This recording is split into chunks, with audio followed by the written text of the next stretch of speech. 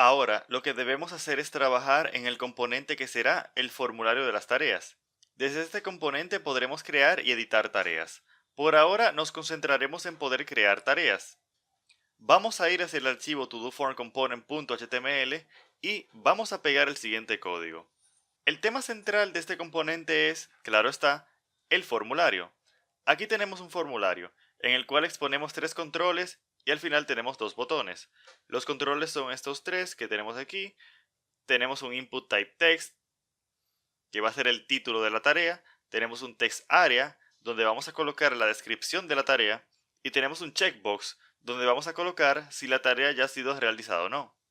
Aquí tenemos los dos botones, los cuales son el botón de cerrar y el botón de salvar, donde con el botón de cerrar vamos a poder cerrar el modal y con el botón de salvar vamos a poder intentar ya sea crear o editar la tarea que hemos colocado en el formulario. Aquí vemos que tenemos un atributo entre corchetes. Básicamente esto lo que hace es que nos permite alterar dinámicamente el valor de un atributo de una etiqueta HTML. La idea es que el atributo disable lo que va a hacer es deshabilitar el botón salvar. En nuestro caso estamos diciendo que cuando el formulario sea inválido, entonces el botón salvar va a estar deshabilitado. Pero cuando el formulario sea válido, entonces el botón va a estar habilitado para ser cliqueado. A esto se le conoce como binding de propiedad o property binding. El formulario va a ser inválido cuando alguna de las reglas de validación que definamos en nuestro formulario no sean respetadas. Por ejemplo, si el título de la tarea es requerido, es decir, que siempre debemos llenar una información en este campo que tenemos acá, entonces cuando no hagamos eso, el formulario va a ser inválido. Entonces, la validez de un formulario se define como que todas las reglas de validación del formulario sean respetadas. Vamos a hablar ahora del formulario en sí. Como te decía, esto es un formulario reactivo. La idea de un formulario reactivo es que vamos a tener un modelo en la clase del componente, el cual va a representar la información llenada en el formulario. Así, cuando llenemos estos campos del formulario, al final vamos a tener un objeto en nuestra clase, el cual va a tener toda la información que llenamos en el formulario. Además, otras configuraciones, como las reglas de validación, se van a configurar en la clase del componente y no en el formulario. Fíjate que el formulario acá tiene un binding de propiedad con forGroup. El forGroup representa, entre otras cosas, el modelo que te mencionaba que va a agrupar la información que nuestros usuarios llenen en el formulario. Veamos un poco del típico HTML de un control del formulario reactivo. Vamos a concentrarnos, por ejemplo, en esta sección de código que tenemos acá. Vamos incluso a separarla de toda la demás, solamente para que podamos concentrarnos en esto. Vamos incluso a minimizar esto aquí para tener más espacio. Y vamos a agrandar un poco la letra. Esta sección, como te decía, es para llenar el título de una tarea. Aquí tenemos un label, un textbox y un spam. Vemos que el textbox tiene una propiedad del tipo formControlName, cuyo valor es title. El formControlName lo usamos para identificar un control HTML desde JavaScript en un formulario reactivo. Esto hará sentido cuando veamos el formGroup en unos minutos, pero la idea es que a través de title vamos a poder llegar hacia el valor que el usuario colocó en el control, en este caso en el textbox. Finalmente, tenemos el spam, que aquí es donde colocamos los errores de validación en caso de que hayan errores de validación. Aquí tenemos este extraño atributo en ngIf, el cual vamos a estudiar en un video posterior. Por ahora, basta con que sepas que si hay un error de validación en ese textbox que tenemos acá, se va a colocar aquí este error de validación, que en nuestro caso es que el título es requerido. Fíjate que dice title is required. Y es solamente, este mensaje solamente se va a colocar si el error de validación existe. Si el error de validación no existe, o es decir que la validación se verifica, es decir que tenemos información en este textbox, entonces este mensaje que tenemos acá no se va a mostrar. Ahora vamos a arreglar esto y vamos a salvar, y ahora vamos a ir hacia la clase que se corresponde con este componente. Es decir, vamos a ir hacia el todoformComponent.ts. Lo primero que necesitamos es una clase llamada FormBuilder, la cual podemos inyectar a través del constructor. Vamos a decir private FormBuilder FormBuilder. Y podemos ver que podemos utilizar esto y agregar automáticamente el import del FormBuilder aquí arriba. También vamos a colocar un campo del tipo FormGroup y también vamos a colocar el import aquí arriba automáticamente.